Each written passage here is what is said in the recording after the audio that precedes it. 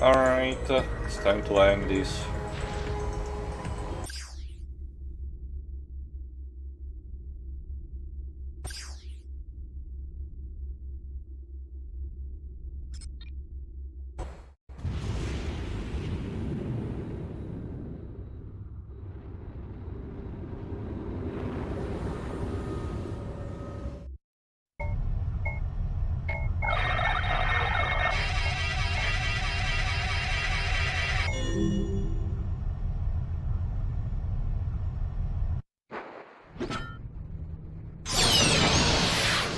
Clank, come in.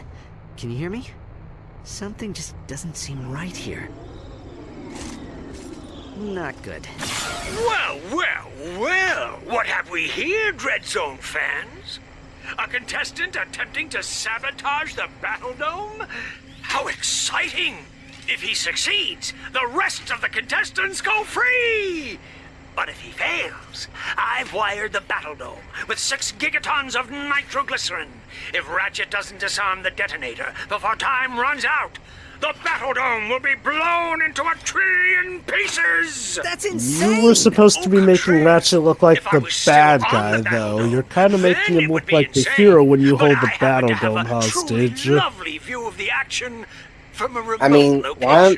What If about there's any the thousands of audience there, fans why in aren't the they just Battledome? running Can we off? kill all of them too? Of course not. You are. Unless To you be shut fair, your most of the cake hole audience and are get watching moving. this from Go on TV. now. Your audience is waiting. Good Okay. evening, ladies and gentlemen, and welcome to to the Yeah, even Dallas episode and of Juanita DreadZone. were Oh, roped God. into this. We're all gonna die.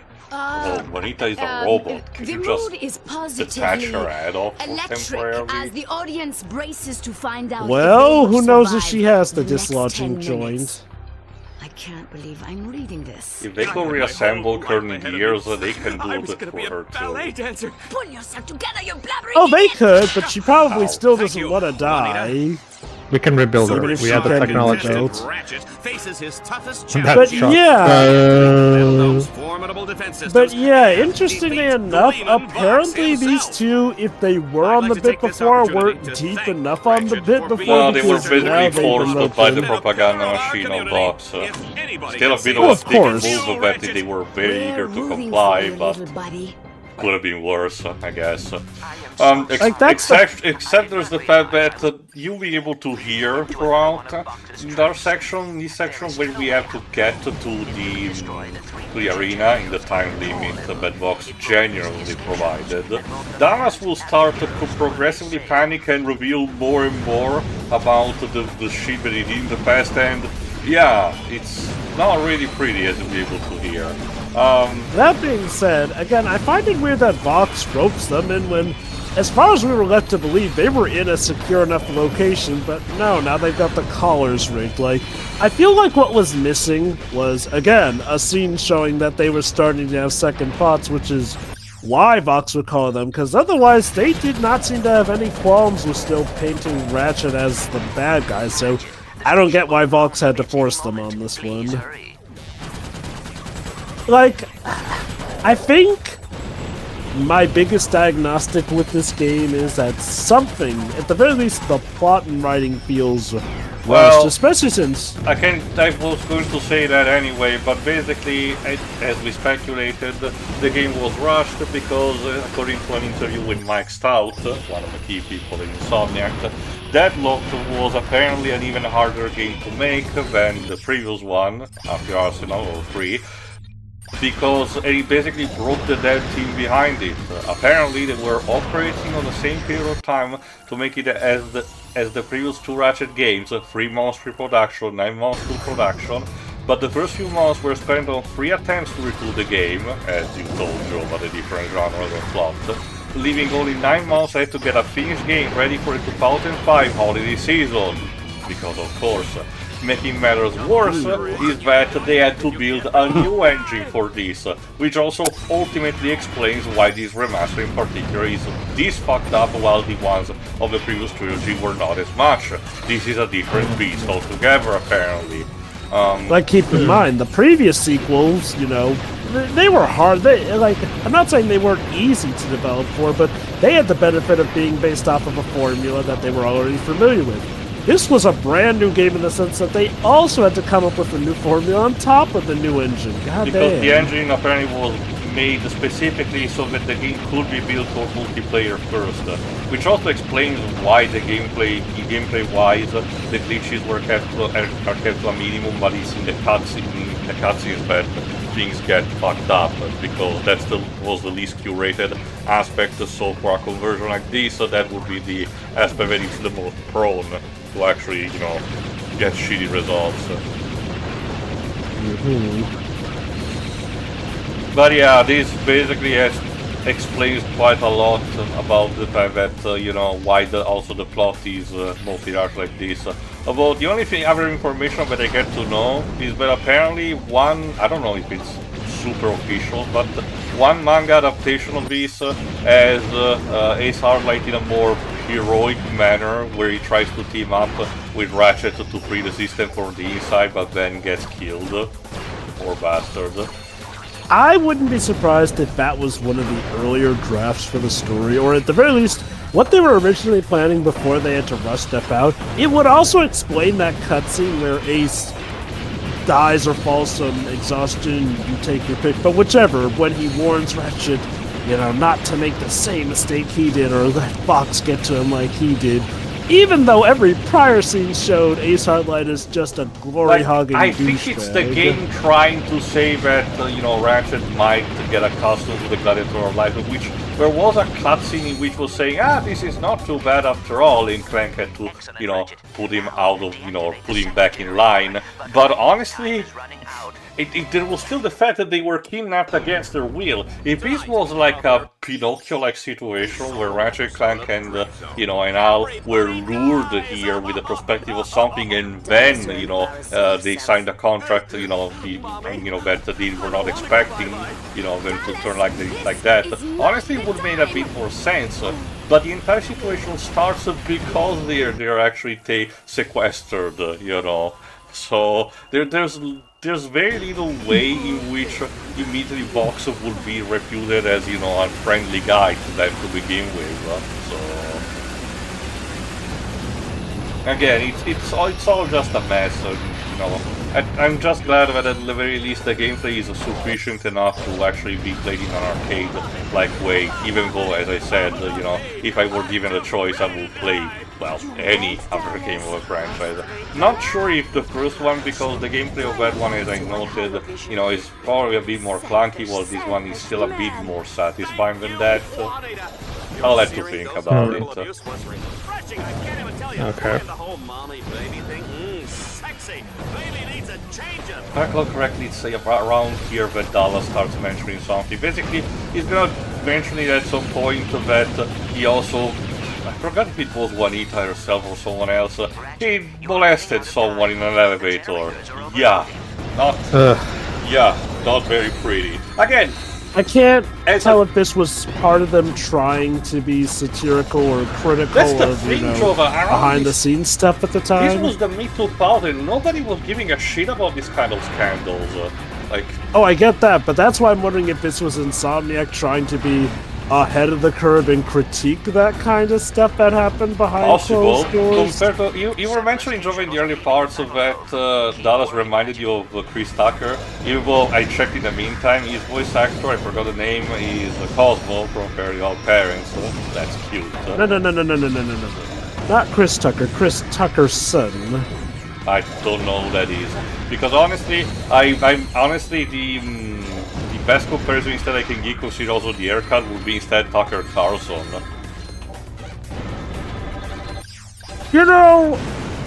I got the names mixed up because that is actually who I meant, Tucker Carlson. God damn it.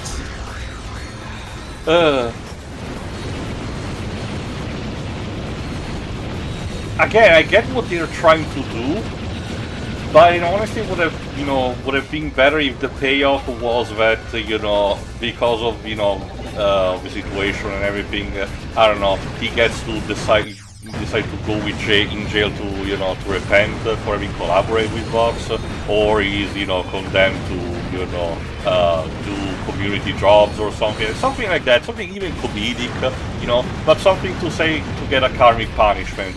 You will see what happens to Dallas and Juanita, you know, in the text crawl at the end. Because actually, we do have a Where Are We Now segment. That's the thing also, this was mid-2000, I don't remember if he was already at Fox at that point. I think this was around the time when... As it may shock a lot of people, I don't particularly follow American television. If I recall, this was around the time he was wearing that stupid bow tie until Jon Stewart made fun of him on his very own show. Oh, and I guess he took it personally. Oh yeah, I don't think he ever wore the bow tie after that. My God. Well, I mean, it is Jon Stewart, as Pedro can attest. Jon Stewart don't play when it comes to comedy. You know one thing that really sets us apart from the most Ratchet games, though? You're essentially in just one location. Oh, sure, yeah, we technically go to other places, but it's all just within the DreadZone. Like, no galaxy romping. DreadZone functions more like as your hub, a bit like the Starship Phoenix was, you know, in 3, but you were, again, because of the entire situation, you have the more sense of oppression that you're stuck in just a very confined space, while the previous games, while still very relatively linear in their path, even with minor branching, you know, still give you an idea of, well, it's a galaxy, our characters are free to explore as they wish, while instead, you know, we're literally prisoners here. They also seem to imply that DreadZone kind of encompasses a lot of the places. Sure, they take us to these places, but it's always framed as being part of a DreadZone, part of a DreadZone. Which again, it all stands which is all stands to the thing that I said from the beginning, the fact that despite being on, even if it's a private network and not public, it's still very, you know, with high ratings, so it's very well known, and it operates on a bunch of planets, including ones that the public does know about, you know, or in some cases were previously at least inhabited, you know, but the jurisdictional, you know, authority of the Galactic Rangers or the Presidency cannot do anything. I get that maybe that's part of the joke, but the presence of Sasha made it look like they were playing it kind of straight. So, that's the thing. The implication has fully been that they just haven't been able to be tracked, which is why they haven't been arrested. The problem is, again, there's the contradiction that they are incredibly famous.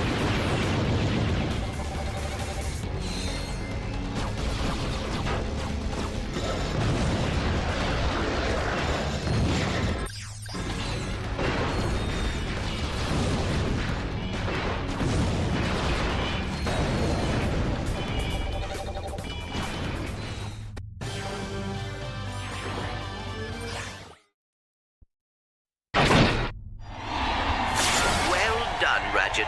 The containment fields are deactivated. The station is no longer on lockdown. Good. Now get on a shuttle and get out of here.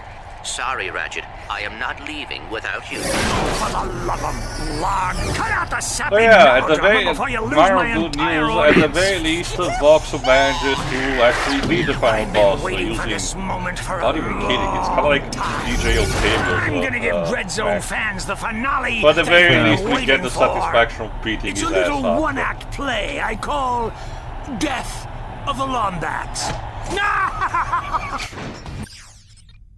Cute.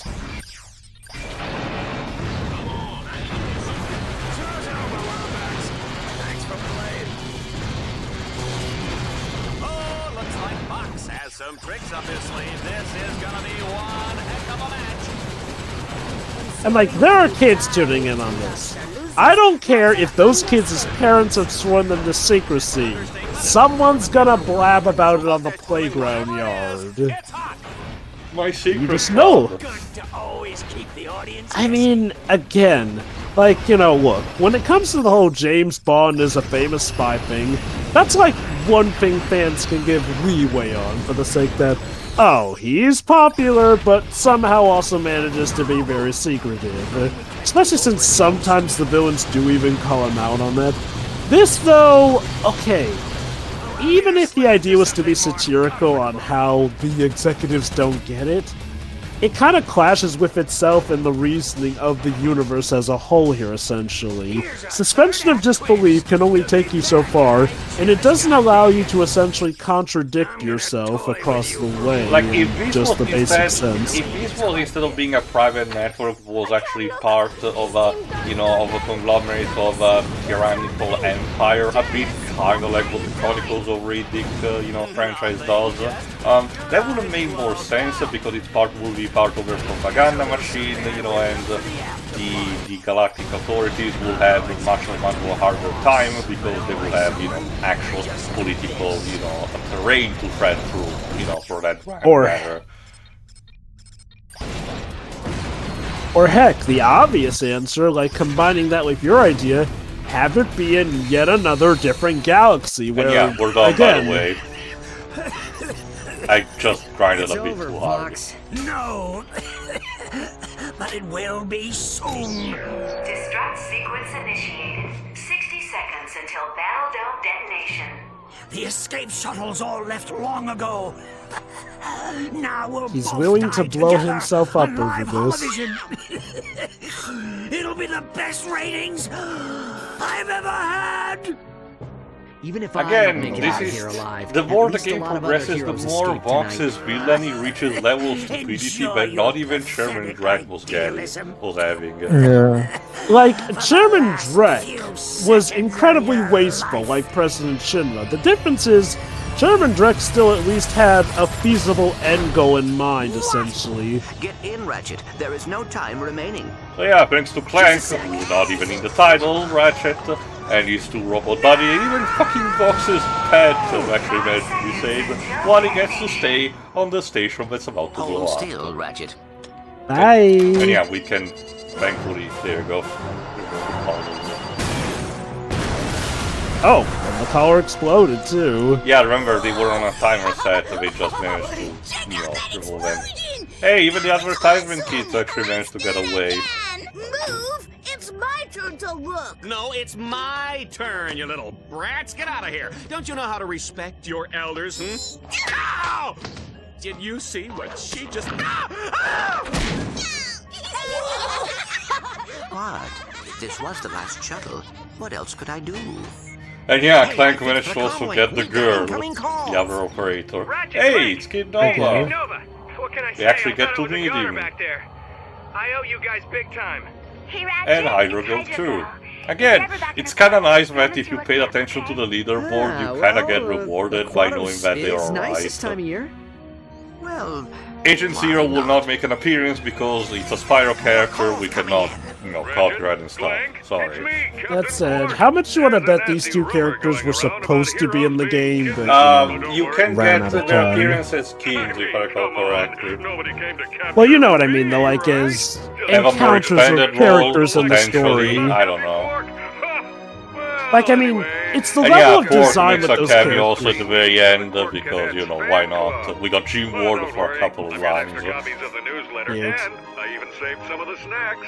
Hope you like custard. But, yeah, there you go, that's Deadlocked. There's also the hilarity that, you know, Quark was not even kidnapped. You know, even DreadZone decided that he was too stupid to actually be worthy. There is a post-credit scene, and after we'll show the extra, but we can start the final thoughts now. Lives. That was boring. Okay, yeah, this game's kind of very indicative of what was going on at the time. We were just getting these really cookie-cutter, darker in tone versions of usually very light-hearted series. And the best I can say about Ratchet Gladiator, as it's called here, is it's not the worst one I've seen. That's from around Act Zero, in my opinion. But it's still not great. I mean, mostly all you're doing for the most part is just shoot. Yeah. Not much variety in there. Not much variety in there at all. The story's really dull. The music's generic. Again, this is something here in Shadow the Hedgehog. And the graphics. Well, yeah.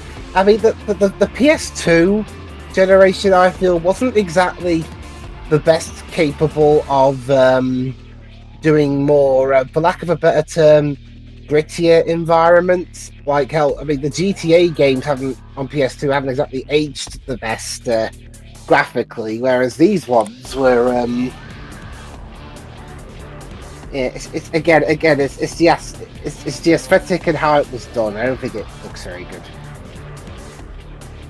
The best part I can say about this game, the acting's solid, I guess, considering the very little material that they had.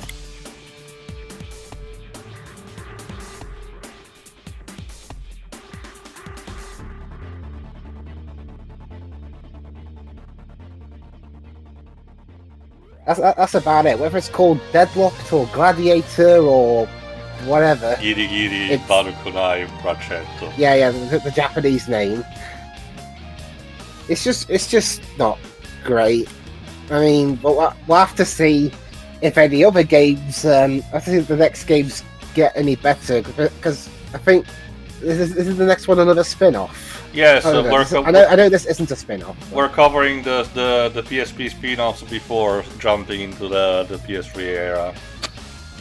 But keep in mind, those were not made by Insomniac, but by a completely different studio.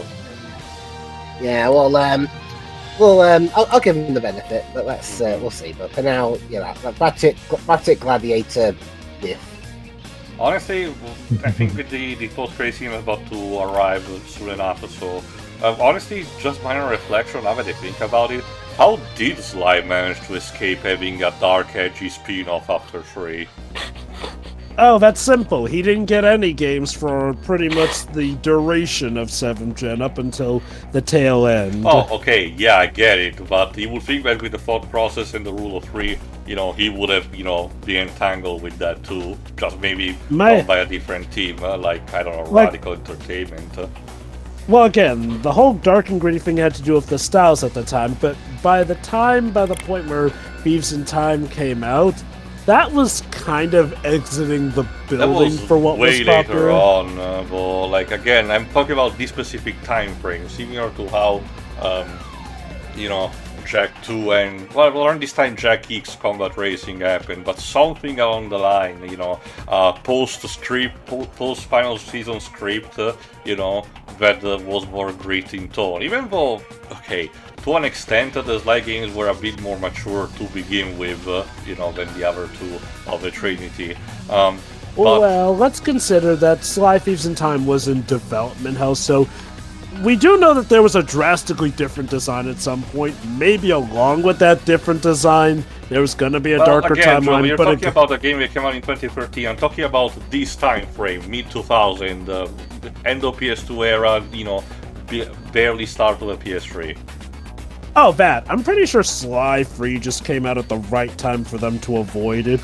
And the idea was like, look, we're on this track anyway, we can just stick to it, especially since, as far as they knew, Sly 2 was supposed to be... Sly 3! Sly didn't even get a single spin-off on the PSP, while the other two of the Trinity got to 2 each. So, again... Didn't Bentley's Hat Pack come to the PSP? Nope. Huh. Again, the closer we got was Thieves in Time receiving a port on the Vita. That's it.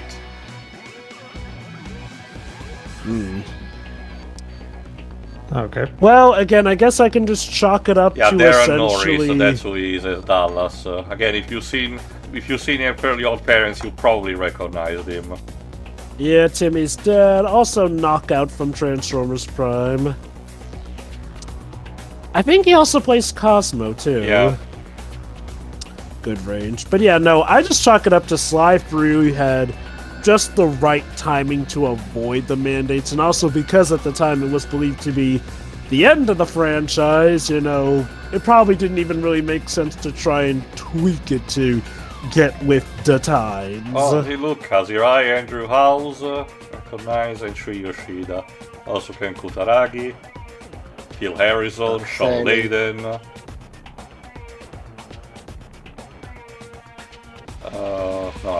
Steven Rubin. These four I don't remember who they were in relation to PlayStation. Is Steven Rubin related to Jason Rubin? I don't know. And of course all the online beta tester, again, Insomniac building a reputation with the community. Patients, spouses, children, parents, girlfriends, boyfriends, and pets.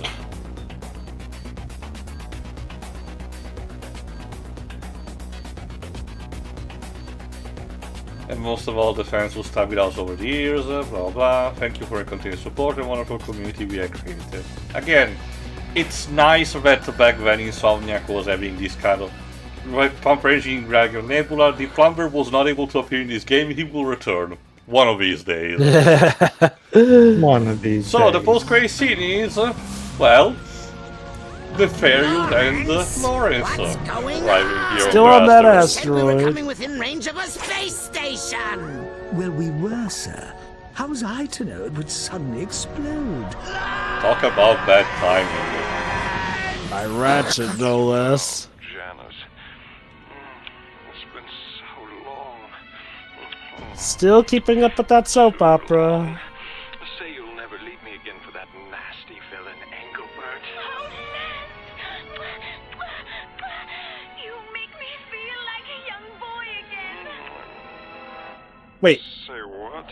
Yeah, let's just move on. They managed to fuck up even this joke. Anyway, extra stuff. You don't get the Rhino here. You get a weapon called the Mega Supernova.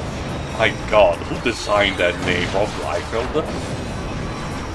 Which is done in universe specifically to be an answer to the Rhino, and it looks even more phallic.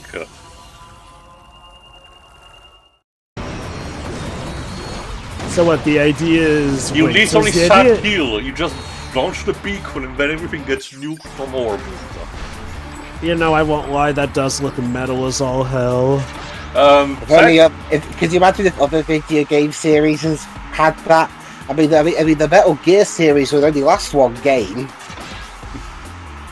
Well, that's more or less what Metal Gear is meant to be, a walking tank of nukes. Also, if I recall correctly, Resident Evil 5, Chris does get a satellite killer weapon. Anyway, let's check on the cheats if I recall correctly. You can customize your HUD color. Cute, I guess. You can have Ratchet holding the guns horizontal. It means nothing, Ah, but yes, it looks gangsta cool style.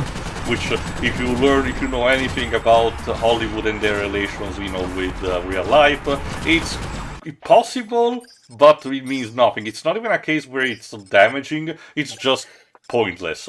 You can actually play with the helmet off if you want. You can customize the head of the bot, if I recall correctly. And if I recall Kill correctly, Quark? So you can also I customize forget. the weather. I forgot what Kill Quark actually does. It's been a while. yeah. Let me guess, all Oh, enemies two are Quark, I think. Yeah, enemies become Captain Quark and you can kill him. Guess they really figured people would want some good comeuppance against Quark, even though he's technically a good guy now. It's always good enough for a punchline. It will be also a thing in the future saga. Surprised you haven't toggled that on. Well, then again, there's No, I still did some time toggle left it in the on, but fight. it applies to enemies that are, yeah, there you go, humanoid in size. And by this time, since I'm on challenge mode, as you can see, my arsenal is disgustingly overpowered. So even in normal mode, I am able to just, nuke everything from orbit. Okay, Oppenheimer. That would mean that I have some regret for what I'm doing. Fair point. Mega Supernova has reached level 50. 65. That's one way to make your weapon sound more awesome. Put Mega in front of it.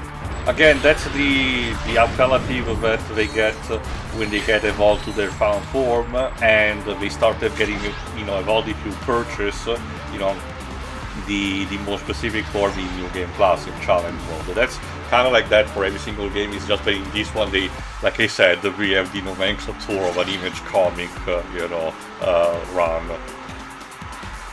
I mean, it worked for. I mean, that tactic worked for Mega Man in the West. Well, okay, I honestly don't see Mega as an inherently edgy name, so I don't think that the two correlate really that much. Now, you want to talk about when Mega Man was made to be more edgy, that was technically Mega Man X, but the thing is, Mega Man X did it in a tasteful way. And then there was that scrapped first-person shooter where X just looked like a generic. Yeah, the Bomberman X-Zero equivalent, basically. Although, to give them credit, that was just one of many projects that was supposed to run alongside the recognizable stuff, as opposed to be the thing to replace it altogether.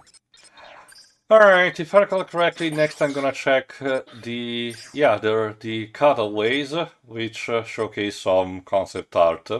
Cute. Particularly also the common enemies, the vehicles and exterminators. More basic concept art. Again, you don't get the Insomniac Museum, but at least there is something. Oh, look at that! One of the little children did a super costume. Here's Kid Nova. Adorable. Captain Starshield. Dallas. That face. That looks like that is something straight out of Ace Hardlight with a very, elongated face. Another one of the kids. Juanita.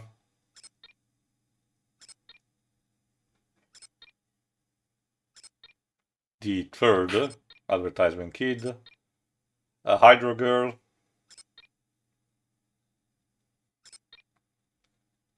Some of the Scorpions on the bike. The Eviscerator. Vox with more awkward faces.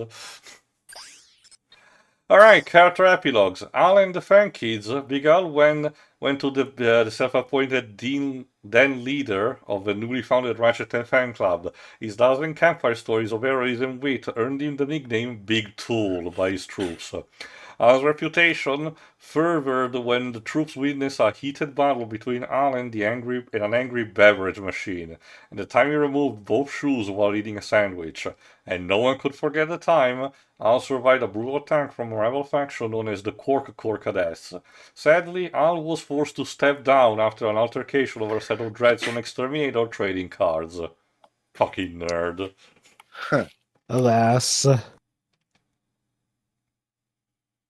Apparently the Lombax here still, are in vogue to be sold. They're equivalent of the Mickey Mouse ears. There was even a cutscene where even Vox did not know how they got into the merchandise. The Allied bots went to work at Galaxy Burger. Thousands of spaceships waited in line every day just to meet the two heroes. Their popularity alone made it the most famous restaurant in the galaxy, but the two bots longed for the quiet life, and after 2 billion served, they left their post at Galaxy Burger for simple existence. The Allied bots are currently interviewing for then leader of the newly formed Ratchet fan club. Oh, look at that. Simpler. And that's where they'll remain to be, because these guys never really came back. I think, again, with the reference at some point, but that's it. Physically, we won't see them again. I remember, these were supposed to be like the new companions, but even Deadlocked pretty much writes them out. Talas and Juanita were given their own reality holovision show. The two were married in the very first episode in front of billionaire fans. The event was supposed to be a fake stunt for ratings, but Dallas swapped in a real justice of the peace for the ceremony. Juanita and Dallas can now be seen every Tuesday night 9.0 or 90 clock Galactic Savings Time, living in marital bliss. As she tries to kill him. I guess Juanita has the pleasure of bombing, and hurting him as a result, but my God. I've always wanted to play Bomberman, but in real life. Dallas gets away way too much with the shit that he did. Like, I do wonder if that was them just trying to make a peppy, funny The character, two but it's... DreadZone test robots, yeah, remember them, were unaccustomed to the safety of life outside of Shadow Sector. After an incident with a space writer and a wrecking mold, the robots were exiled to the outskirts of a distant asteroid belt. Try to find their place in society, the two opened a small shop specializing in highly destructive contraptions and volatile substances. Business was low until they began receiving endless orders from a new reality television show. The two bots were catapulted to the top of the people who have way more money than you list from the popular gossip magazine Questionable Data. They were removed from the list shortly after, when it was discovered that they weren't actually people. Damn, that's very harsh. That's usually how robot revolutions start. And then the Matrix happened. Or the book version of iRobot. Or technically Ratchet Free. Yeah, well, yeah, I guess we come full circle, I guess. It's ironic because it was led by Venus, somebody who wasn't even originally a the other robot. operator, went on to co-star in the hit Secret Agent Clank film For Your Optic Sensors Only. The movie was a huge success, breaking box office records all over the galaxy. Venus became an inspiration to other tech bots throughout the galaxy. She now stars in her own talk show called V, where she discusses the issues facing the modern robot as a book club and chocolate. On Wednesdays, her show does a segment on how to make your graphic user interface sizzle. Also, I have no idea why the question mark before the titles. I think there's meant to be quotation marks. But someone fucked up with the keyboard in the I've UK. seen this glitch happen sometimes where for some reason certain quote or punctuation marks are replaced with random characters. Quark still maintains a life of heroism in civil duty, except on Wednesdays.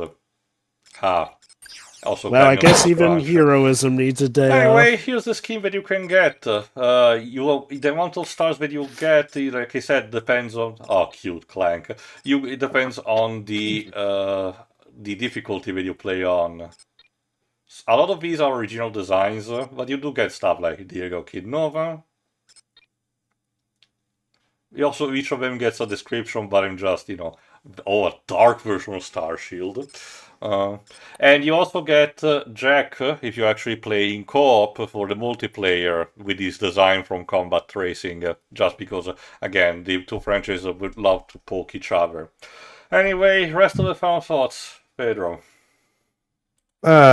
It's not very good.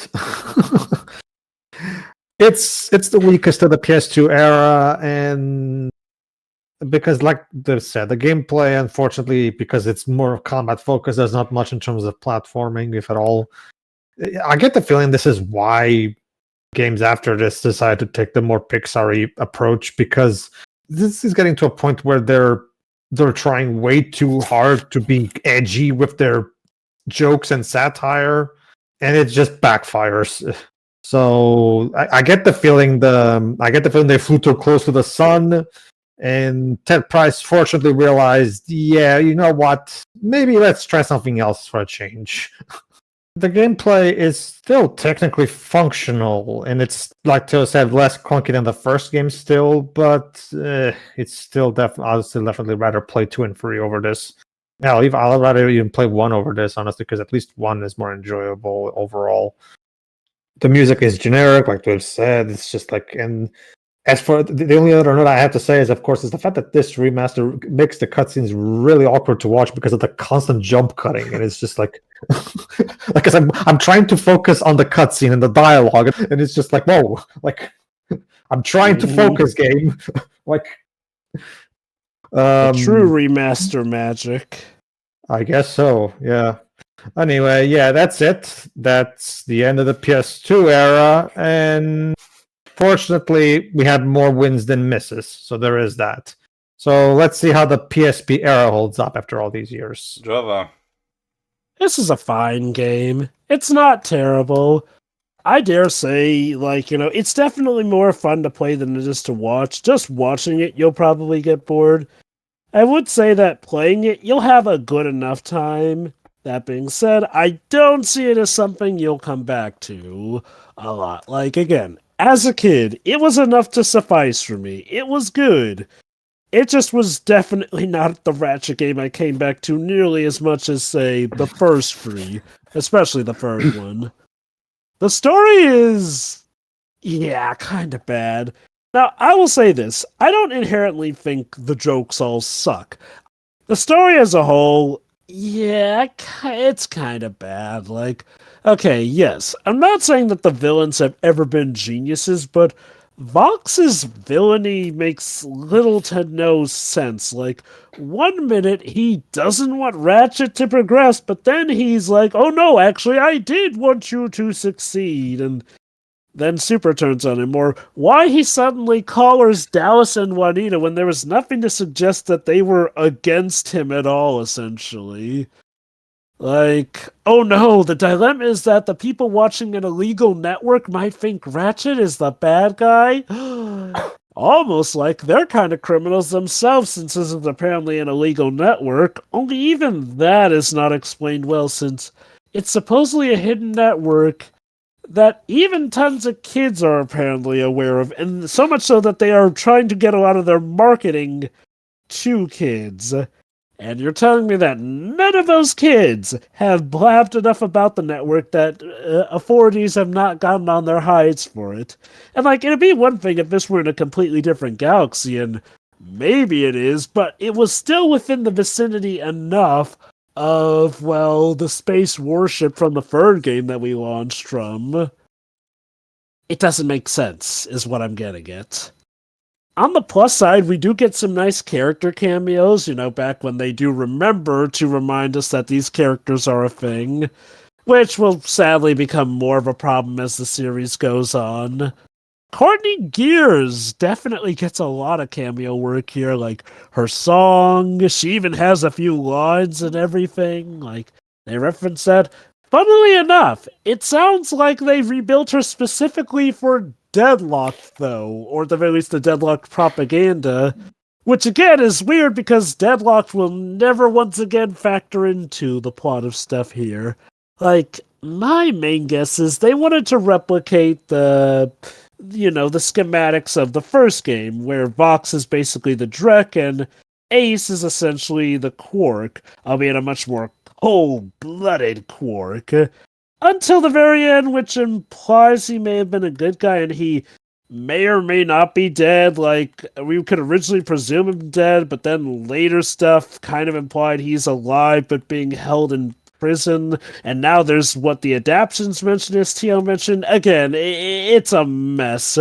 And the fact that the adaptions have such differing stories, that clues me in that there were definitely different, potentially better drafts of the story that probably got cut to hell because, yeah, it sounds like we had the case of development hell that ends with a bad case of crunch. And, like, I can feel it. Like, again, I know I've said it before, but, yes, this game feels shorter than I remember. The difference, though, is at least the first three Ratchet games felt like their stories had a good amount of substance to them. This is more or less just Vox plans to take Ratchet down. Ace wants to go at him, but Vox says, no, not yet. We'll have the underlings take care of him. Meanwhile, Ratchet and Clank, yeah, Clank's still a thing, do hijinks with Al, and, those are essentially your cutscenes. Yeah, that is an issue also. The environment is kept to mainly just Deadlocked. Like, yes, technically we do go to other locations, but it all feels centered on Deadlocked, as opposed to being a true galaxy romping venture like Ratchet and Clank games usually are. And okay, I can get maybe wanting to change things up every now and then with a game. It's just that Deadlocked is not that interesting an environment, though. Like, again, by design, it is a typical prison, not meant to be that fun or engaging. At least, in the tone, setting, and landscape, essentially. Which, again, not inherently a bad problem, but it does feel to what I believe adds to the issue that this game definitely would not leave the best impression in the long run. And that's honestly what it is here. Like, this is still a competent enough game, but the impression it leaves is kind of flaccid and weak. Like, again, even if the jokes maybe work, they don't feel like they have the overall same punch that the original trilogy had with its digs at capitalism, governmental issues, politics, and whatnot. Like, mind you, they have the jokes here, but these jokes feel not so much like they miss, but it feels like they are both simultaneously on the nose, but also missing the mark, if that makes any sense.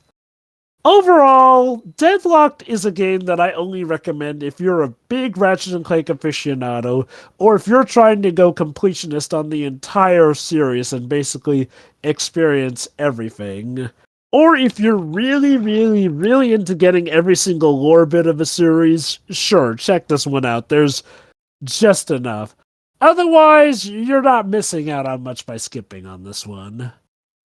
Alright. Theo, close us out with your thoughts. Also, just mentioning, I was trying to research a bit information about the two robots to give them a bit of, more fairness, and to remember finally their name, Merc and Green. And I discovered that one of them is voiced by Phil Morris, of all people. How did they get him for such a minor role? And weird, you don't even recognize him because of the voice filter either. They're clearly trying to give a more of a jive, vibe with both of them. The other is voiced by the late Travis Davis, who passed away in 2009. This was not his last role, but not much time was left. As for the final thoughts, this is a mess. The best thing that I can say is that the gameplay, even for this remaster, is competent enough that if I was told that I was in order to get out of a room, I was forced to play this game from beginning to end, I would have said, yeah, there is worse, I can handle it. Like I said, the comparison with Dark Souls 2 is a bit apt, not so much on a complete 100% level because it's technically more competent, it doesn't suffer from, gameplay fallacies, but its failings are more about in comparison to the rest of the franchise. But I try to see the half full of a glass here and say that if this is the worst that it goes to the franchise, it's a testament to the overall quality. The story, as mentioned also by the others, it's just confusing. On paper, it's one of those things that when you get the basics on paper, it's fine. But the moment you start thinking about it, even 5 minutes in, the more you start finding in the plot holes and everything crumbles like a castle of cards, like the coexisting with the location, the revisiting of planets, the lack of intervention from the government authority. Again, unless that's the part of a joke that, the Galactic Rangers are so incompetent, but they don't even bother to that. The lack of depth to, the whole scenario. And instead it's present on a very superficial level. And the sheer bizarre nonsense that is Vox's penchant for affairs. When you get down to it, it makes you wonder how did he manage to get rich enough to begin with that kind of mentality. And I know that the punchline is that the average American billionaire tends to be in the exact same position for different reasons, but my point is that the specific games basically tells me that this guy managed to found a competent type of, business. The fact that he managed to construct like his hard light, but the fact that the merchandise cannot sell single toy, even if there's the implication that started happening only when Ratchet arrived, and before that people seem to be more fine with that. Again, it's part of the lack of depth that I mentioned. If we got the idea that Ratchet arriving was shaking the status quo, that would have probably justified more stuff that happened, including Vox's, increasing panic in how handling affairs, but we don't do that. The game clearly wants to have the cake and eat it too in regards to that, and it's just a mess at the end of the day. That's what this story is. It's a mess. A step down compared to the entirety of a trilogy. My god, it is. Possibly I argued the lowest point, where it's just the premise is fine, but because of the execution, it's just a bad episode that you can just forget about it. A lot of the jokes do not land, even back when this came out, and only got worse with time. The best thing that I can say about the presentation is that the voice acting is fair enough, fine enough. Everyone reprises the role that they had. Nobody phones in their lines. If anything, Dallas and Juanita's voice actors really try to sell the whole, commentator job. So I, approve that. And again, the fact that they also got people like Phil Morris, so that, this is a movie actor star. What is he doing here? But anyway, it is what it is. Just a page in the franchise. It happened. It probably was, good for other people because of a multiplayer factor, which, it has something that is to be considered, much like with when we commented on Resistance, so we need to consider that factor. We only saw the more accessible technical part of the game, but we don't have to discount the one thing that was a selling point for many people, even if we couldn't experience it right now. Again, I'm sure, people had fun with the multiplayer, but I'm glad that the franchise moved on from that. Well, again, because this was incredibly rushed, and when we had the proper confirmation that things were tacked on, because literally the team had no other choice. They had to retool the game multiple times, and as a result had less than a year to actually finish the whole thing. It's, again, I don't particularly appreciate the fact that these days games are taking too long to be made, but, if the alternative is this level of crunch, yeah, I can wait for the sake of people. My god.